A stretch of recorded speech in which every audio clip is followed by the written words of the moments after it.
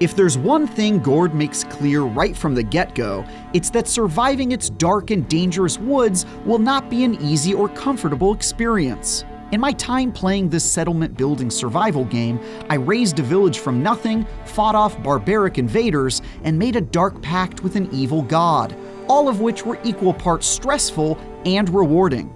If you don't want to die, just comply with whatever it asks you for. Covenant, an indie studio founded by a handful of former CD Projekt Red developers, clearly borrows a lot from the Slavic dark fantasy setting of their Witcher roots. But instead of playing an all-powerful warrior who makes his living slaying dangerous monsters, Gord asks you to manage a group of peasants fighting to survive against impossible odds. And that managed to capture my attention in the first few levels and couple hours I spent with it. He claims he was attacked by the wild folk, people of the forest. But they have never attacked us before, unless they were provoked. Clearly they had a change of heart. If you don't know what a Gord is, the word refers to Slavic fortified settlements from medieval times, a fitting name for a game that's all about building your own walled villages to survive the setting's hostile environments. At first look, Gord looks and feels like an extremely depressing version of The Sims, with me spending most of my time concerning myself with the well-being of a group of villagers who seemed all too eager to become injured, go insane, and starve to death without my micromanagement. Building structures like a lumber mill for storing wood to be used in construction, or a forager's hut for storing food, were essential to keeping my settlement happy and operational. But I also had to worry about the group's mental health, as venturing out into the extremely dangerous and perpetually dark woods takes a massive toll unless they're properly equipped with torchlight and traveling in pairs. My attempts to grow the community were regularly interrupted by vicious wildlife, like packs of hungry wolves or raiders, who would strike my settlements in times where my attentions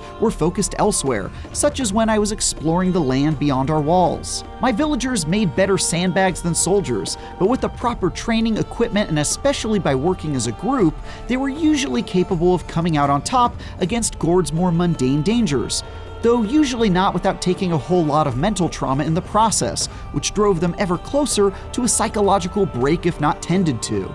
But the best moments Gord's early levels had in store were the difficult decisions and strange rituals that hinted at the creepy direction it seems the adventure will lean into. You! Don't just stand there! Help me! For example, in one level I encountered a sinister-looking witch who served a foreign and seemingly wicked god, and had the opportunity to recruit her to my ranks with protest from some within the party. Doing so unlocked the ability to build a religious temple in my village for individuals to pray at and generate faith, to be used as a resource in casting magic. Sire, I'm glad that we found time to praise the true gods, but we need to proceed with our plan. The emissary is getting very anxious about it. At the demo's conclusion, I encountered a monstrous creature of immense power and was given the laughable option of attempting to slay it.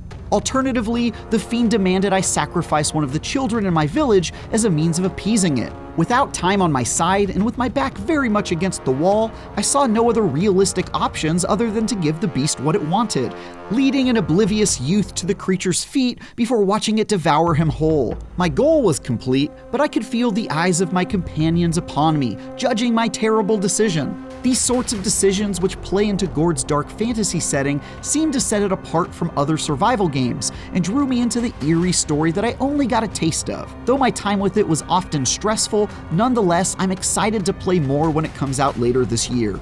No wonder our king chose you for this mission. You're more than worthy of this disgusting land. For more, check out our recent previews of Warhammer 40k Rogue Trader and The Expanse, a Telltale series. And for everything else, keep traversing the darkness with IGN.